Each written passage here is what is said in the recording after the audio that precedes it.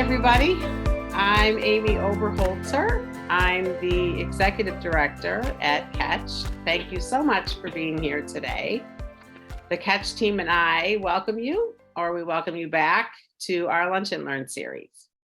Many of us have seen the increasing numbers of kids acting out, and it's concerning.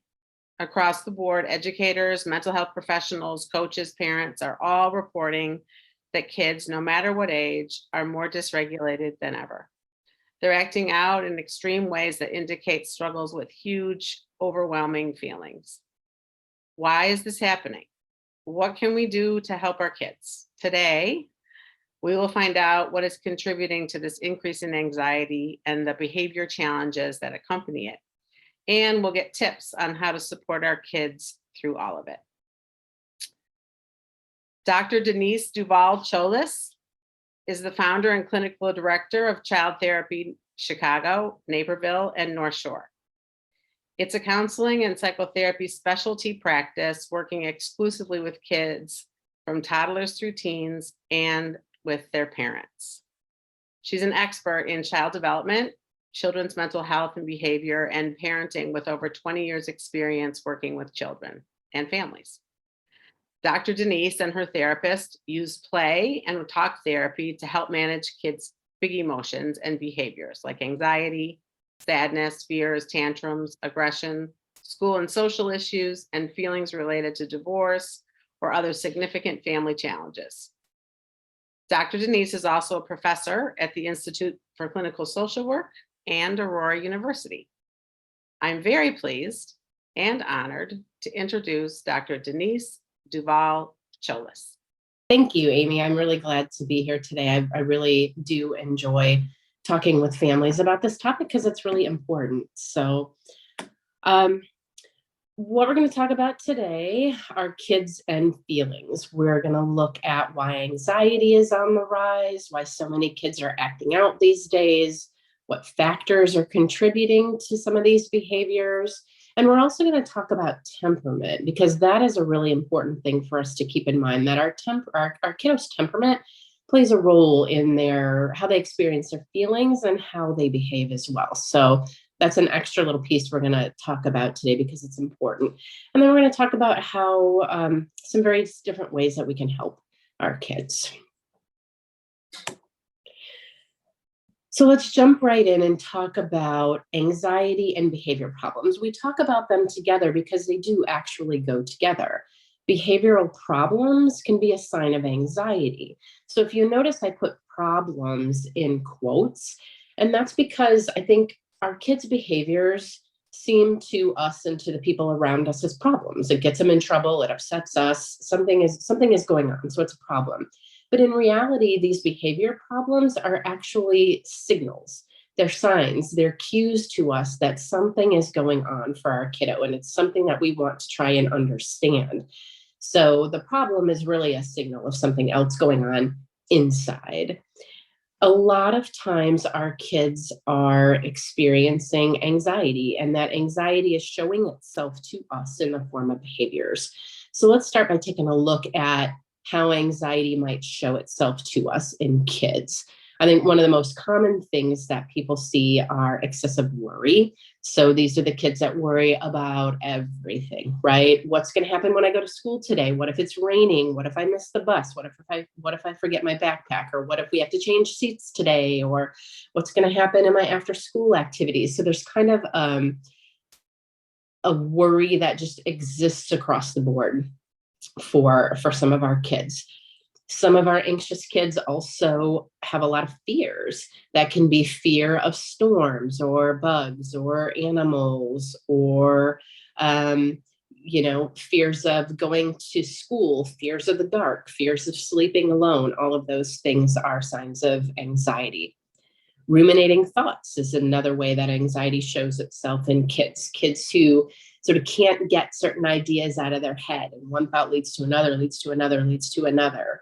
And those thoughts kind of overwhelm them. A lot of our anxious kids show perfectionistic tendencies as well. So these are the kids that really need to do something right. They are very focused and they want to make sure it's done exactly right. It could be wonderful, it could be good enough, but in their eyes, they feel like it's not. I have to do it better. Our anxious kiddos can be disorganized as well. So it's sort of like the flip side of perfectionistic. They can be disorganized as well because they're having so many feelings that it's difficult for them to organize themselves. It's difficult for them to focus. So these are the kids that maybe forget their homework or forget to do their homework or forget to take it back, forget where they left their glasses, forget when their next practice is, those kinds of things. Anxious kiddos can also be easily embarrassed. So this could be for good or for bad, right? This could be if a family member says, "Oh, happy birthday," or "Congratulations on an excellent performance in the play." Sometimes kids who are anxious really don't like being in the spotlight, and so they get kind of embarrassed when the attention is drawn to them in good ways. Or even if a teacher or a nanny or somebody is gently kind of giving them an alternative to what they're doing or giving them another idea for how they can do something, they can sometimes feel embarrassed by that because they feel like they did something wrong or they're not good enough. And this leads to the last one about low self-worth. A lot of our anxious kids don't feel very good about themselves. They feel like maybe they're bad or they don't do things as well as their friends.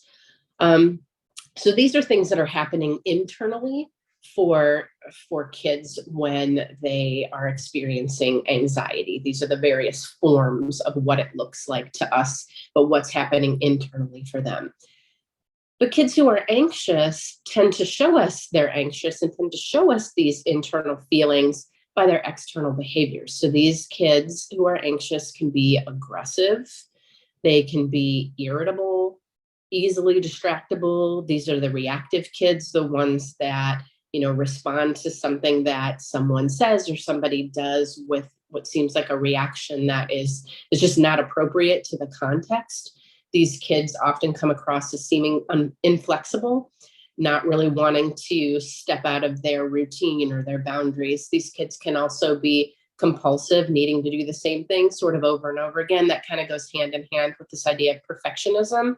Or they can just completely withdraw and be tearful. So these external behaviors tell us that one of these internal feelings is going on for them. And I don't think it will be a surprise to any of you if I say that the rates of anxiety are increasing. They've been increasing over the years, particularly in the last 5 or 10 years. About 7.1% of children ages 3 to 17, which is about 4.4 million, have a diagnosed anxiety disorder.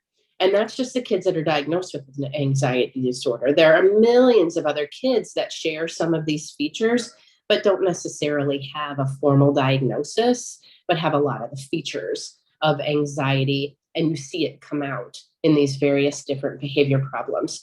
And that's because the anxiety and the feeling is so overwhelming that kids just act out. So it comes out in their physical behavior. So what is making our kids so crazy? What are some of the contributing factors? There are a lot of different things, but I think some of the key ones that we'll talk about today are school, social media, family, friends, and loss of free time.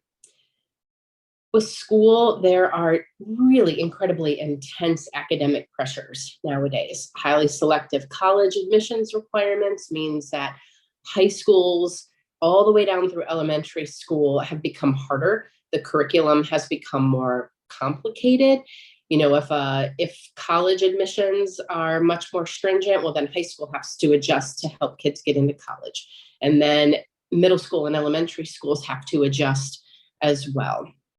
So things are becoming harder and harder. Kids are learning harder things earlier. There's a ton of testing, and a lot of that is just statewide testing for funding, but that's stressful for kids to constantly be tested and feel like they are, they're being required to know something. There's a lot of tutoring that's going on. A lot of families are seeking tutoring just to keep kids at their basic level, and a lot of families are also looking to tutoring to try to get kids ahead. And again, that can be really stressful for kids. This academic stress applies to kids who are not planning to go to college as well, because even these kids are subject to all of this testing. As a society, I think we're doing a better job now in terms of helping kids that are interested in going to a trade school or some other professional type school. But a lot of times they're having to think about that on their own as well and not feeling like they're getting a lot of direction or support. So that's stressful as well. Kids are starting to feel stressed out about their performance as early as kindergarten. And that's really sad and scary because kindergarten, first grade, and second grade should really be a time where kids are having fun in school. They're playing, they're socializing, they're getting to know how school works. And it should be sort of a very fun, safe experience for them.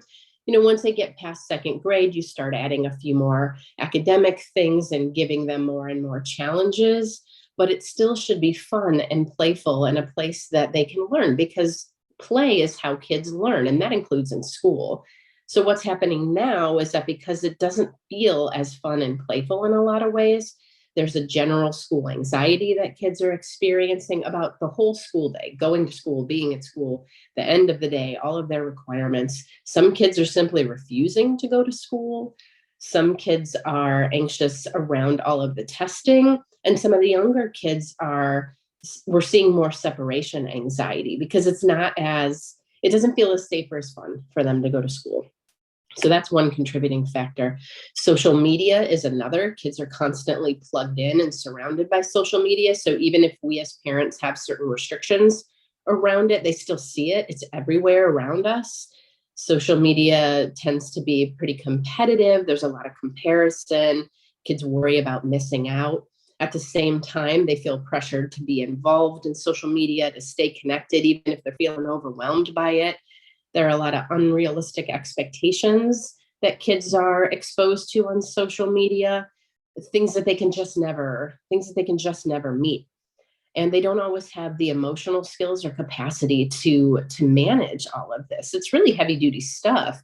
Now, I mean, there are wonderful things about social media. Don't get me wrong. There are kids who are anxious and kids who are shy and introverted and kids who just have unique interests that have found really great groups of people and really great things that they can do and ways to connect with people in means that they never could before.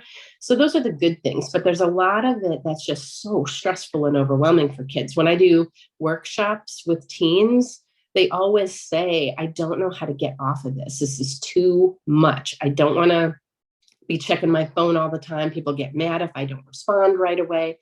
It's extremely stressful for them. So I always encourage them to blame us, blame your parents. Say, oh, I can't talk right now because my mom said I have to get off, or, yeah, dad's in a mood, so I can't, I'm not gonna be able to contact you the rest of the night. And they love that. They love that option. So I encourage you that if you have kids who are old enough to be connected and on social media, give them that out because they will really appreciate that. Family. Parents are stressed and overwhelmed. There's so much happening in the world today, socially, politically, culturally. There's so many challenges that we are exposed to that it's overwhelming, I think, for us as parents too, to even know what to do with it. There are a lot of parental expectations that I think we place upon ourselves, and I think society does that as well. So we have ideas as how we are supposed to be as a parent. Certain appearances we feel like we're supposed to live up to, either ourselves individually as parents or our kids or our families. There's a lot of parental guilt around things that we do, things that we're not able to do. So we carry a lot of that with us, which is pretty stressful as well. As families, we tend to be overscheduled nowadays, and some of that goes back to the concerns about academics and making sure that our kids can succeed in the world. We're overprotective as parents for a lot of these same reasons. And what's happening then is that kids don't know their own interests or their own limits anymore. We're setting everything up for them. Kids have underdeveloped social, emotional, and problem solving skills. And our goal as parents is to really try to help support their growth and development. But I think sometimes we're so afraid of making sure that they get ahead and do what they need to do that we're stunting that a little bit, when our job is to help them to develop these things versus doing so much for them that we're kind of stunting that development. And it's stressful for everybody. Friends. All of our kids, just like us as parents, have our own personal insecurities. We worry about whether or not we're smart enough or funny enough or we're a good enough friend, whatever it happens to be. And that can make it difficult to make friends. A lot of our kids struggle to make friends and keep friends. It can be a little bit harder these days because of social media. Oops, sorry, I forgot to there we go. Oh, did it come back on? Hold on a second. Let me get back here. All right. A lot of our kids struggle to make and keep friends. It's really challenging today. The kids feel like they're going to be excluded. They tend to feel lonely.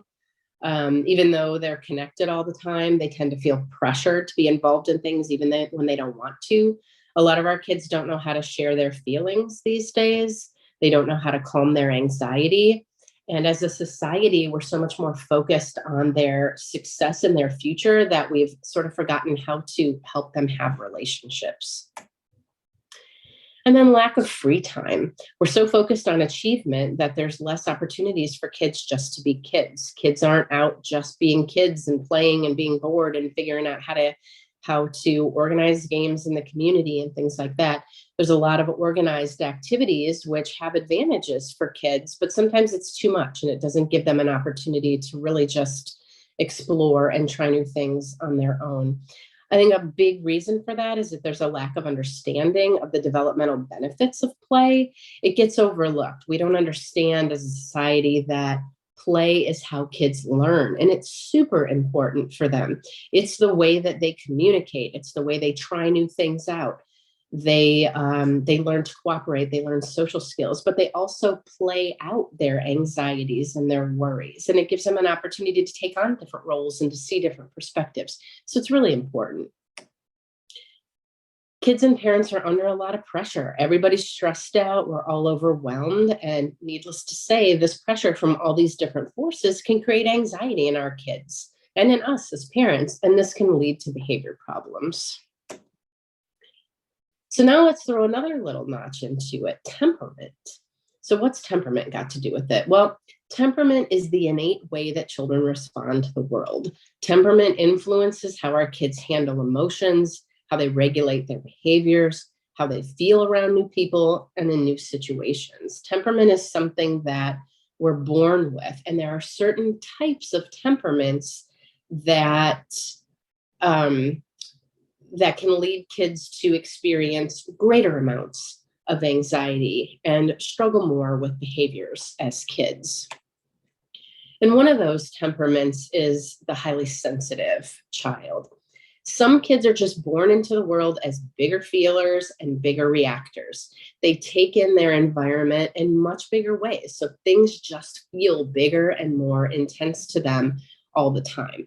And this is a pretty significant group of kids. Like 25% of the population and of children would be classified as highly sensitive. This is a significant group of people. So there's nothing abnormal about this. It just isn't sort of your average kind of temperament. And so people have more challenges with understanding how to help kids who fall on the highly sensitive end of the spectrum.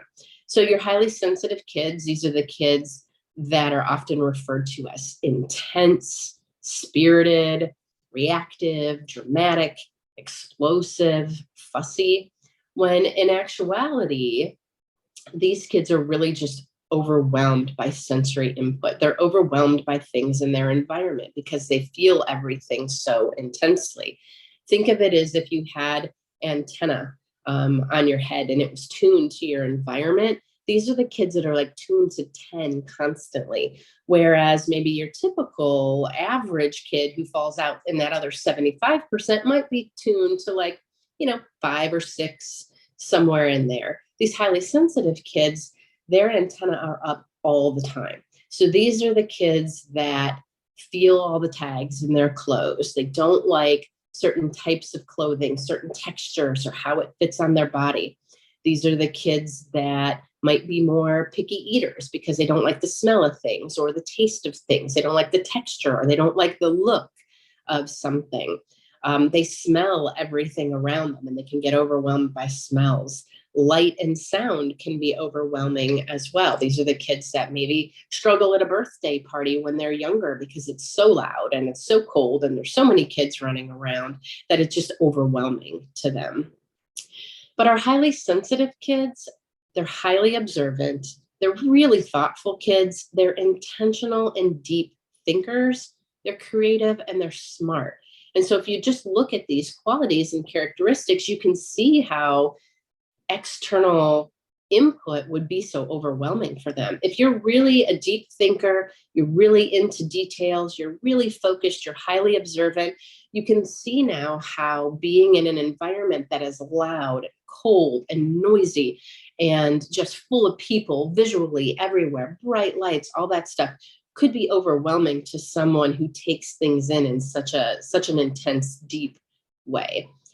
One way to think about this is orchids and dandelions. And there's a whole book written by a pediatrician related to this. But if we think about dandelions, dandelions are pretty hardy little things, right? The wind can blow, you can get a frost, people can sort of trample all over them and they just pop right back up. They're hardy.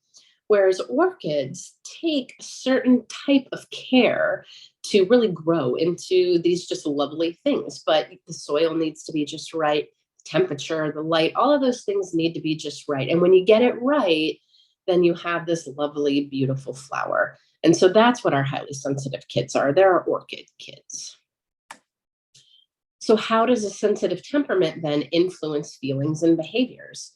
Well, until kids and us as their parents really understand their temperament, and we learn what their triggers are and help them develop coping skills, then these kiddos are going to feel really overwhelmed and attacked from every different direction.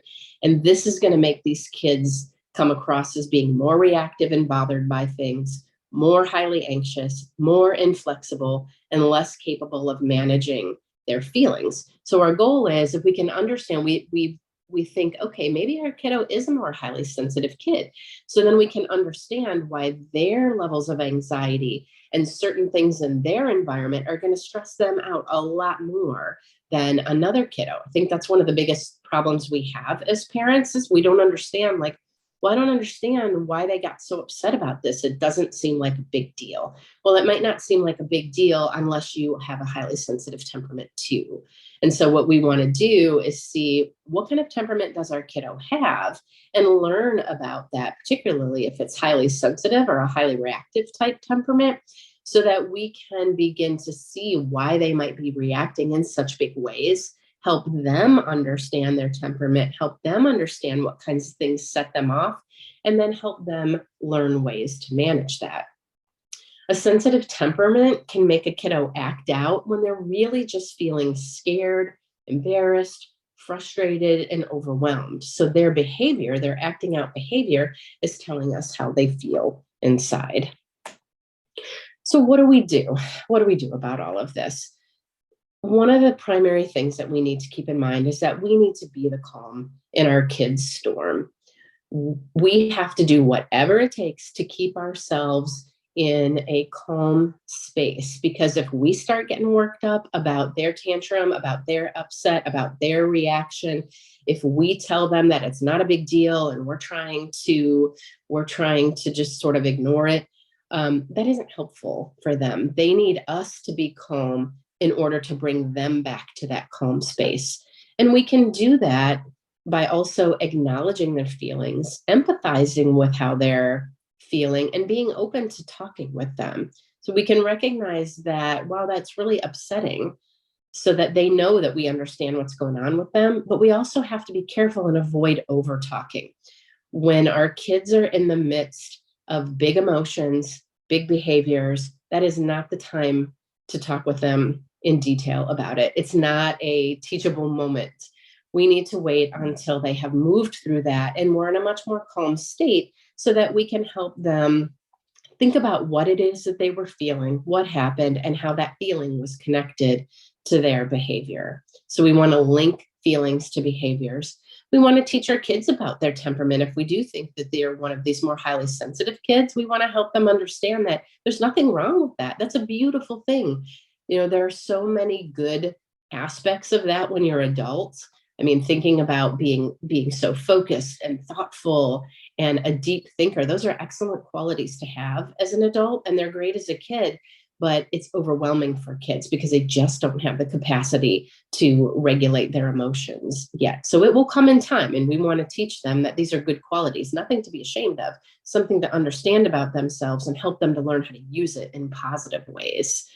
We also want to set positive but realistic expectations for kids. So if we know our kiddo wants to go to their first sleepover, and we know they might be really anxious about it, we can talk to them about what they might expect when they're there. They might expect a lot of loud things. They might expect a lot of stuff going on, lots of people talking at the same time. So we want to be realistic about what they should expect, but then also we can help them with ways to maybe manage that. Like, all right, well, this friend's room, so maybe you can ask to put your sleeping bag over here, so it's a little bit out of the way, so you have a little bit more space. Or maybe we decide to check in right before everybody goes to bed. And if you want to come home at that time, you come home at that time, but you've had a chance to enjoy the rest of the party. But maybe that's all that will be comfortable for you. And that's okay too. So we want to help them kind of be able to move through some of these things, but we also want to be flexible and realistic too. We also want to make sure that we don't take our kids' behaviors personally. And that is ridiculously hard to do sometimes when they're raging at you or hitting you or whatever it is that they're doing. It's hard not to take it personally, but we have to understand that behavior is not about us. It's about how they're feeling inside, and they're taking it out on us because they feel safest to do it with us. We want to be understanding and helpful versus punishing. It's very important that we help kids recognize how their feelings are connected to their behaviors, how their behaviors then are a result of something that they were feeling, and help them find new ways to deal with that stuff versus punishing them for having this feeling or having this behavior, because all that's going to do is push down those feelings, and they're going to continue to bubble up, and the behavior is going to get worse. So it's going to end up having the opposite effect of what we're looking for. And another important thing is we want to be aware of our own triggers, because when our kids are acting out and doing stuff, we are triggered, and we want to understand where it comes from. Are we feeling embarrassed? Are we feeling inadequate? Are we overwhelmed and tired as well? Do we feel like we're not doing what we need to do as a parent, or our kids' behavior is a reflection on us and everybody's talking about us and looking at us? We have to understand what our own triggers are so we can put those aside and focus on understanding the meaning behind our kids' behaviors. It sounds like a lot. Sounds like, how are we going to do this? How are we going to do this every time and be perfect at it? Well, the good news is we don't have to be perfect parents, nor should we be. We just have to be good enough. We have to be more available to our kids than we're not. We have to be more calm with them than we're not, more understanding than we're not, and more supportive than not.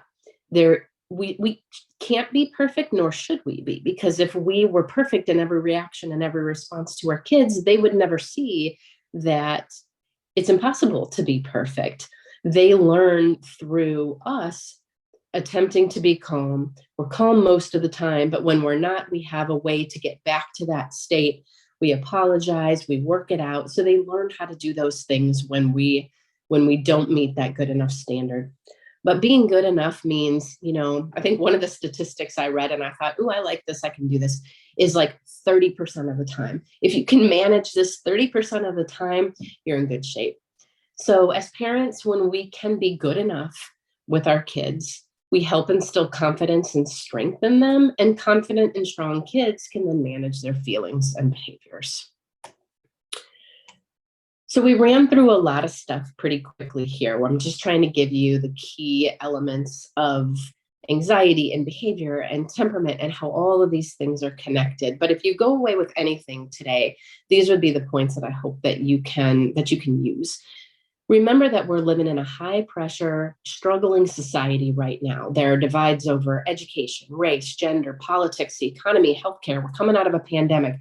There are a lot of things that we as parents and kids are dealing with right now. Kids and parents, we're feeling overwhelmed and we're stressed out. Schools, social media, family, friends, and lack of free time are all contributing factors to increases in anxiety and behavior problems.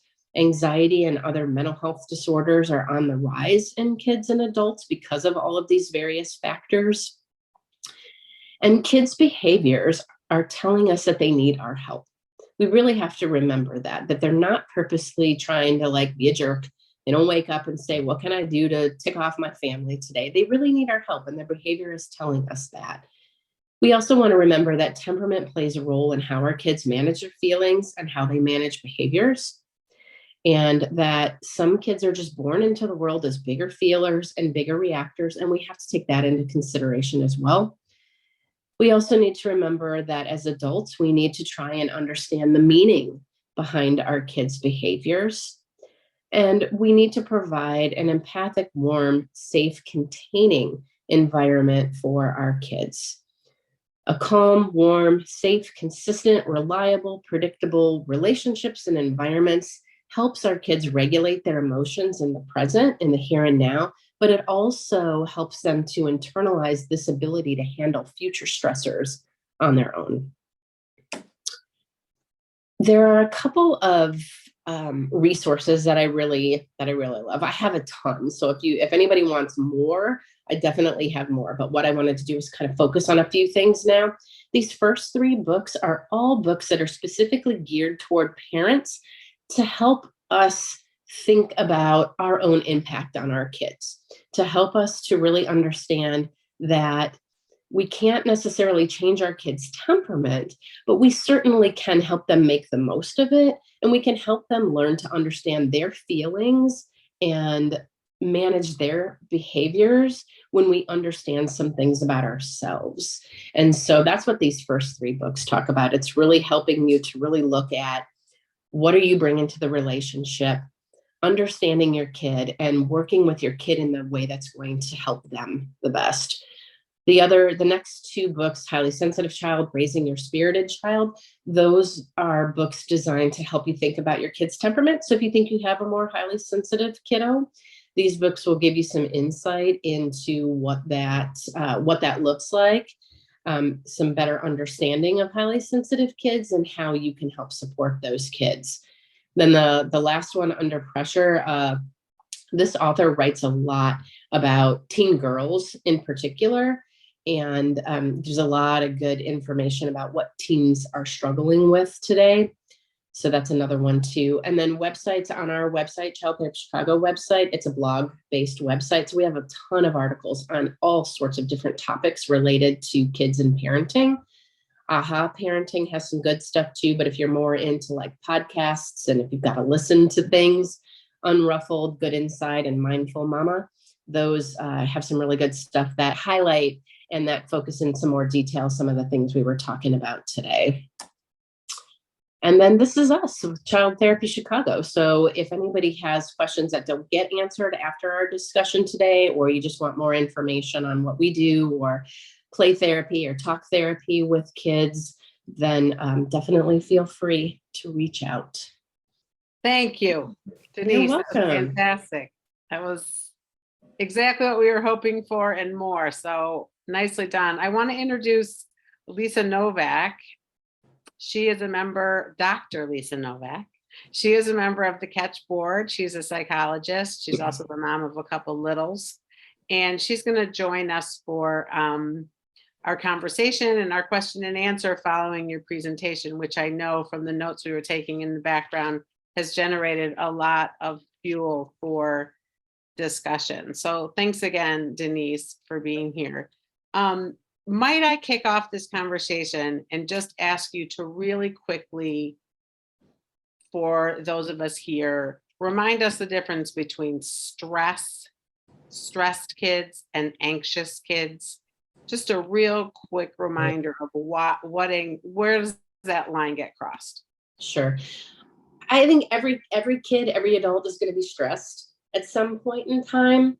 But the difference between a kid who is stressed and a kid who is experiencing some more serious kind of anxiety is how it affects their day-to-day functioning.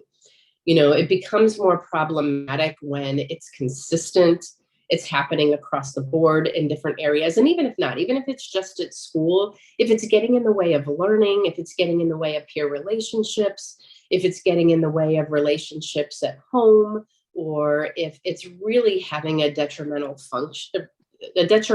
effect on one's day-to-day functioning, then we're looking at something that is something that's more serious anxiety. But we also need to keep in mind, as I said before, that temperament plays a role in it too. And sometimes until a family really understands that, oh, this is a highly sensitive kid, these kids are going to come across as really anxious and overwhelmed. But once we know that temperament plays a role and we learn other ways to engage them, you see that anxiety drop off, and it seems more than stressful things that are happening because they've learned how to manage those situations so it doesn't feel so overwhelming. Can I ask you a question about that? Mm-hmm. One of the things that I have found hard, both personally and professionally, is finding the balance with what sometimes feels like contradictory advice. So, when we're talking about an anxiety disorder, for example, or anxiety that's getting in the way, oftentimes our best course of treatment is exposure in some form. The more we avoid what makes us anxious, the more anxious we'll end up becoming. But then with information regarding highly sensitive children, Mm-hmm. there's a little less about force them into all these, overly stimulating environments, and a little more about, hey, maybe just understand that that's not an ideal environment for them. Mm-hmm. And if they don't go to the birthday party or the big, sleepover that you described, and they want to come home early, that's okay. We shouldn't push them through that anxious moment. Right.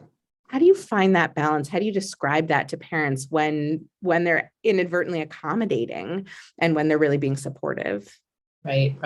Well, that's why I think we talk so much about temperament, and it's so important to us, because I think what you see when parents come to therapy, it's usually the kids that do have a more highly sensitive temperament, because they're struggling to know, what do I do? Do I push them? Do I not push them? And it really is a fine line, because I think that we want to respect a child's temperament, and we want to be able to work within that temperament, because the more that child grows and learns and understands their temperament, the more risks they're going to be willing to take. So there's going to be a natural exposure at some point in time for them. And I think we also have to remember that even our highly sensitive kids at school are being pushed all the time. They know that they have to go and do this in PE, or they have to stand up and do this presentation, or they have to work in this small group. And so most of our highly sensitive kids can manage that. And that is like an exposure to them. So they are getting it more than I think as parents we feel like they're getting it. So it really is okay at home to help them to think about what works for them and what doesn't. But we also want to continue to encourage, like, well, what if we did this time? Maybe try to add a level of something. Well, why don't you stay until everybody's, instead of coming home right after the pizza, how about, you try staying until everybody's getting ready for bed? Maybe we can try that. And is it important to say, I know it might be hard for you to stay until the end of the party? Like, validate that that's a hard thing and then make that suggestion? Or is that getting back to sort of the accommodating part? No, I don't really, I don't really think, particularly for the more sensitive kids, that I don't really think that we're over accommodating. I think we're respecting their temperament and their personality. And if we want them to be able to know how they function, to be able to know their limits, to be able to know their boundaries, and to be able to push themselves, we have to help them learn that. And it isn't always successful if we're just saying, no, you got to do this. I think it's really helpful when we can say to kids, I know you really want to go, and I know this is really hard. What do you think you would like to do, or you can do to make this feel a little bit better? And if they have learned about their temperament and they know, well, I don't like it when it's really loud, maybe I can go talk to Carly's mom or whatever, or I can excuse myself and go to the bathroom. If they can help come up with those suggestions as well.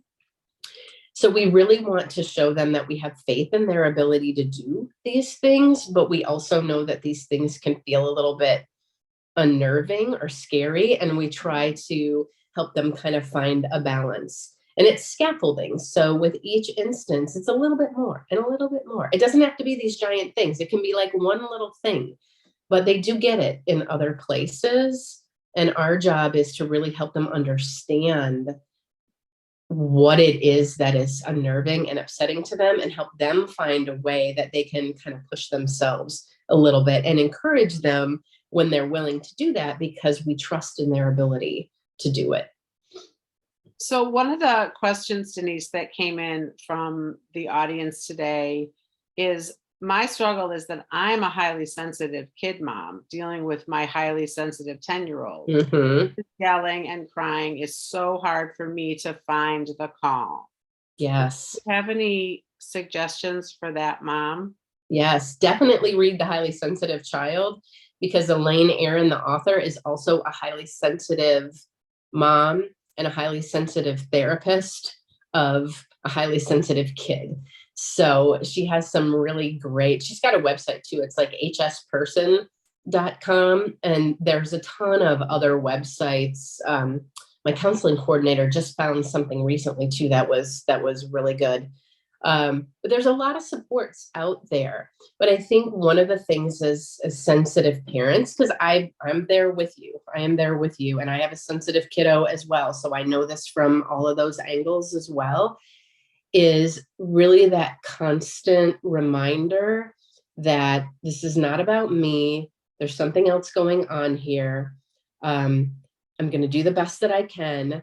And, and I fail too. Like, I see things coming out of my mouth and I'm like, no, because I'm human as well. And as parents, it's tiring. We get overwhelmed. And when we're a more highly sensitive parent, it's the exact same way. So we have to find ways that we can feel calm and confident in our own skills, whether that is, doing some mindfulness or working on your own breathing, so that when your kid starts to get upset, you can take your breath. And for any of you that are in the Seinfeld generation, there's a scene where George he's in his garage doing computer sales or something. And it's just like, serenity now, trying to bring himself back, So I try to joke with myself about that and find ways to just step back, hit the pause button, because you don't have to react right away. And when you do react, if you catch yourself reacting, you can step out of it. And then you come back when everybody's feeling better and you can say, that was really hard. I could see that it was hard for you. And I know my reaction wasn't probably very helpful because it was overwhelming for me as well. And all those things, I think, give us permission to not have to respond in the perfect way in the moment, but also let us know that one of the more important things is the ability to go back and repair, because that is really how kids learn. I have nothing to add there. I was going to say exactly that. I mean, taking that break, I think we feel the need sometimes to respond in the moment, especially when our kids are particularly activated. They're yelling, they're on the floor. And so we're like, what do we do? But when we're getting more activated, really recognizing, like, as long as physical safety is not a problem right now, I'm going to step out of here and I'll let you know, like, mom needs a minute and we'll be back. Yeah. That's knowing our triggers, because when a kid is laying on the floor, I mean, it's such a helpless, scary feeling, but we get angry. I mean, a lot of parents get angry about it, and they're not angry. They're overwhelmed too. They're upset and scared and sad and feeling like failures and feeling like they made a huge mistake because they don't know what the heck they're doing. And that it's the same thing we're saying about our kids. Like, we know that we don't really feel angry at our kid, even though we're mad maybe in the moment. Or we're trying to make it better and fix it, and we know that maybe that's not the best thing either, but that's because we are being triggered by something as well. Our own anxiety is on the rise. I think that was one of the most powerful things I learned in my journey. It was the difference between reacting immediately and responding after I had gained composure and felt as though I could be a safe and calmer place for my daughter. And I think that's really powerful advice, because it does make a difference when you are able to invite them into a place that feels safer. than raging or scared or crying or Well, so. and not beating yourself up about it when it happens, because it will happen. Right. I mean, we're all human. sure. We all get tired and we all get hungry and we all get stressed out and we all have our own stuff that makes us feel inadequate and fearful and all of those things. And that comes out on our kids and the people we love as well. So, but that's why going back is it's so valuable, because we have that opportunity to do it. And Denise, I think it's a really great segue too into another question here. You know, we're talking about at moments we might seem or feel really mad, but what's underlying that? You know, that we're scared, like our kid is having this huge reaction and we're worried we're failing or we're worried they're not okay. And one of the things you had talked about is how our kids' big feelings are often this, you know, externalizing behavior for something really of an internal experience of anxiety. And, you know, they're totally afraid. How do you help kids connect to those feelings? So if you have an externalizer who's having meltdowns and throwing things and aggressive and angry, even if we know underlying that is fear, how do you help them realize that underlying that is fear once they're calm? Right. Well, that's where helping kids understand feelings is really helpful. Helping them to have words for their experiences, helping them to be able to think about it, have examples where we can share the same thing. You know, when I get upset, this is what happens. This is what happens in my body. This is what happens in my brain. And then this is what I find myself doing. So that's one way of it, is really helping them to have a bigger feeling vocabulary and everybody being open to talking about feelings. But doing it in spurts too, because our highly sensitive kids can't really tolerate more than a couple of sentences at a time, because then the feelings get overwhelming. They feel like I'm on stage and I'm not doing something right because, you know, my mom is talking to me about all these feelings and I don't know what to do with that. So we have to drop all these things at various points in time. You know, we can point out something like, oh boy, that little boy fell and now he's crying. You know, he must have hurt himself. I bet you he was scared. You know, he probably fell and got scared and then he tearful. So wherever we can integrate them in just normal day-to-day routines, that's less anxiety provoking for kids. You know, for us, we do for the little ones with play therapy. That's where a lot of that stuff comes out, because they don't have to talk about it at all. We see them acting out certain feelings through their behaviors. A lot of times there's a lot of aggressive play, a lot of control taking play, a lot of being in charge. And we know that these kids are feeling really scared. They feel really vulnerable. This is something, you know, maybe we've learned from their parents in terms of things that have happened to them in their life. We know a little bit about their temperament, but we can encourage it through the play too. The more that they're allowed to kind of play out different scenarios and try on different things, that's very relieving to them, like an adult would. Like when we go into therapy or we go talk to a friend who understands us and is like, oh yeah, I totally get that. They don't need to fix it. They don't need to do anything, but they need someone to understand and listen. And so I think as parents, that's part of our job too, is to introduce these ideas, but not overwhelm them with it. Try to normalize feelings and normalize behaviors. And then we can be able to help them see that, gosh, well, when I feel this way, I tend to do this. Feelings and behaviors get connected. This is such an important conversation. I'm so glad we're having it. It really is. I want to make sure that Lisa and I get to the specific questions that have come in from the audience, and then maybe we can circle back on a couple of the things that you brought to mind in the presentation. One of them is right along these same lines, and it says, how do you explain a child who exhibits these highly sensitive characteristics at home, but does not at school? Well, because kids can hold it together in one place and not another. So if we're talking a kiddo who can go to school and be just fine, you know, you hear the teacher reports and you're thinking, are they talking about my kid? Because it doesn't sound like my kid, right? But a lot of times kids are able to really hold it together and go to school do the things that they need to do. But then when they come home, that's where they might lose it.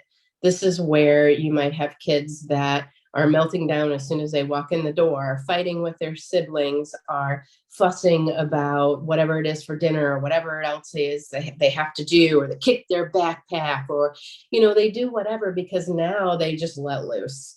These are the kids that, and it's so funny because I see it all the time at school pickup. I can see who the sensitive kids are.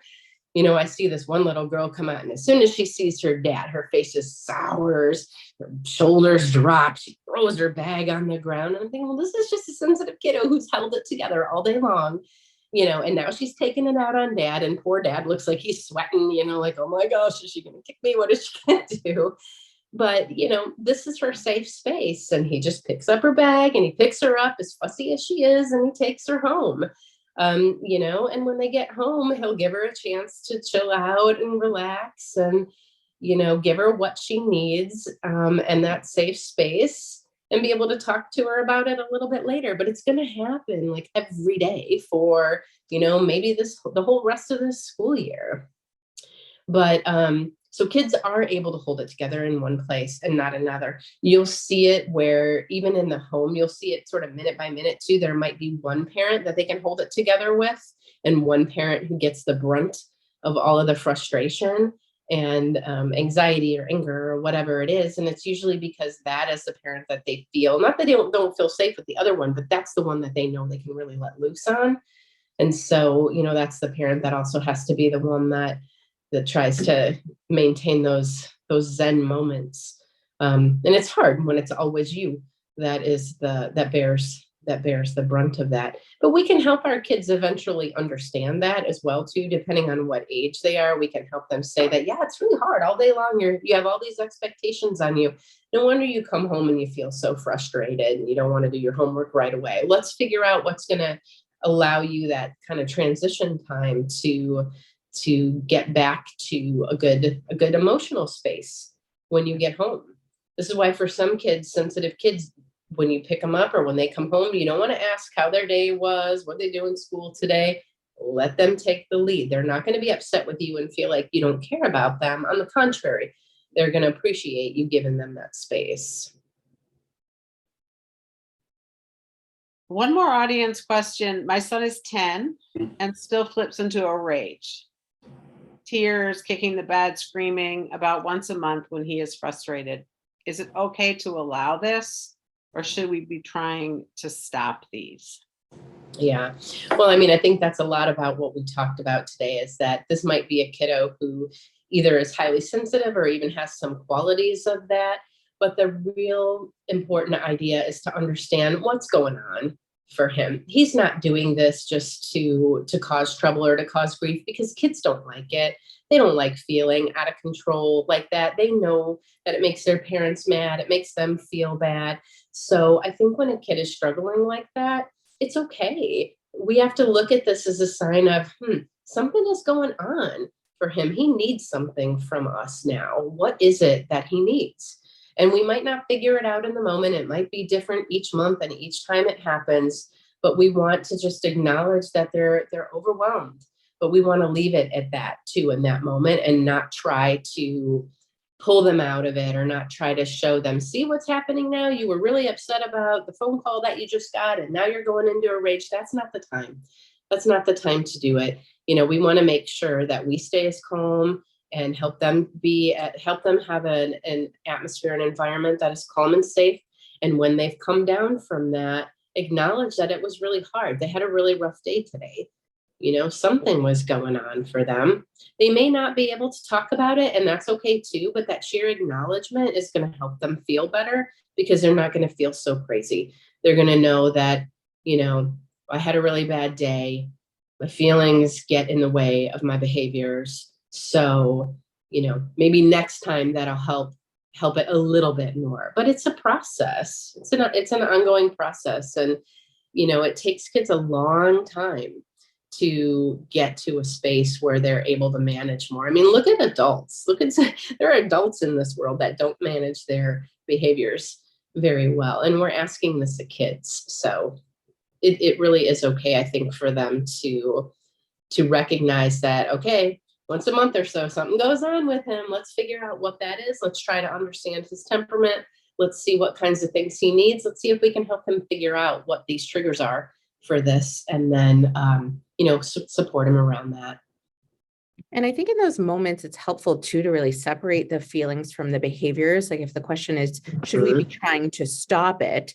I mean, my thought there is we don't want to stop the feelings necessarily, but maybe some of the behaviors themselves are things that we want to replace with other safer behaviors or less destructive behaviors. If, that once a month, the rage is turning into destruction of property in the house or whatever it may be. And so I think it's very okay for that child to be having those big feelings. And, when you feel that way, what could you do instead? Hop into a cold shower, for example, instead of, flipping your room upside down, or let's go take a walk outside. Let's hold, some ice in our hands, something to re-regulate ourselves. That's a safer replacement behavior. Yeah, we want kids to know that. And this is something we can tell them in the moment too. We can say, it's okay to be mad. It's okay to be angry, but you can't break glass. It's not safe. And I'm not going to let you do that. I'm going to keep you safe. And then we leave it at that. We are going to need to wrap things up. It is already very close to 1 o'clock, but there is one more question in the audience that I do want to ask you, just to honor the fact that this mom could use an answer. What do you do when an anxious young kid keeps asking for assurance again and again that, for example, the teacher will be there when I walk into the classroom, or other things? Can you just address that briefly, Denise? Yeah, I mean, I think we want to understand what is worrying that kiddo about that. So as the mom, if you can sort of think about it as peeling back the layer of the onion, we can reassure them. And we can say, you're really worried about her not being there. Like, what do you think might happen if she wasn't there? Do you think there'd be a substitute there? Okay, well, if there was a substitute there, what do you imagine would happen? So we want to try to help them kind of peel back the layers and get to what is behind that actual fear. So it's okay to reassure them, but then we also need to acknowledge that they need a lot of this reassurance, and you're wondering, what else they might be worried about. So maybe it's not just the teacher's not going to be there, but what about the teacher not being there is scary. And see if we can get to those layers. Oh, well, it would be a substitute. Okay, well, what about having a substitute would be scary?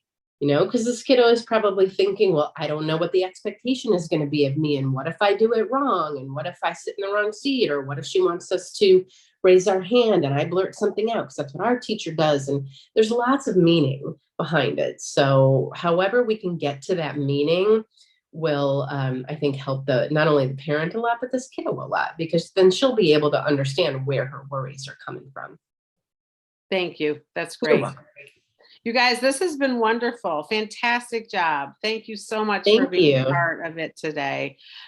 Before you all log off, I want to remind you that next month is Mental Health Awareness Month. Catch has a number of really great things planned, and right along the lines of what we talked about today, please plan to come and see Chasing Childhood. We're showing this documentary at the Public Library in Northbrook on the 4th of May. It is a wonderful documentary about the power of play and how exactly what Dr. Denise was speaking to today, play is learning, and it's an important piece for our kids that we so often have overlooked in the course of this crazy, high-pressured society. This coming Sunday, we're also offering a chance for all parents to come and talk to Catch about mental health in our community, what they'd like to see, what they're concerned about, things that Catch can help do to propel mental health awareness and support our kids and families in Northbrook. So please join us. If you register at our website, we will send you the address, and coffee and donuts are on Catch. Thank you, Lisa Novak, for joining us too. It was a great day. You shared so much wonderful information. Thank you so much. Thank you, Denise. You were wonderful. Thank you. Thanks for coming, everybody. Thank you.